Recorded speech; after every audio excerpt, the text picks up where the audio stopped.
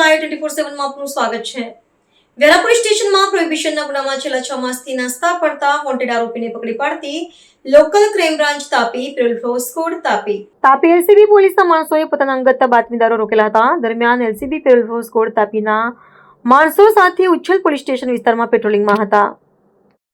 તે દરમિયાન સાથેના અસિસ્ટન્ટ પોલીસ કોન્સ્ટેબલ और પ્રકાશભાઈ રામાભાઈને મળેલ સંયુક્ત બાતમીના આધારે ઉચ્છલ સ્ટેશન રોડ ઉપરથી વેરા પોલીસ સ્ટેશન પાર્ટ સી કલમ મુજબના ગુનાના કામે સંડોવાયેલ નાસ્તો પડતો વોન્ટેડ આરોપી રવિન્દ્રભાઈ લક્ષ્મણભાઈ ખેરનાર મૂળ રહે નગર દેવડા તાલુકો પાંચોરા જિલ્લો જલગાંવ મહારાષ્ટ્રને પકડી પાડી ભારતીય નાગરિક સુરક્ષા સંહિતાની કલમ મુજબ કાર્યવાહી કરી આગળની વધુ કાર્યવાહી માટે ઉચ્છલ પોલીસ સ્ટેશન ખાતે સોંપેલ છે।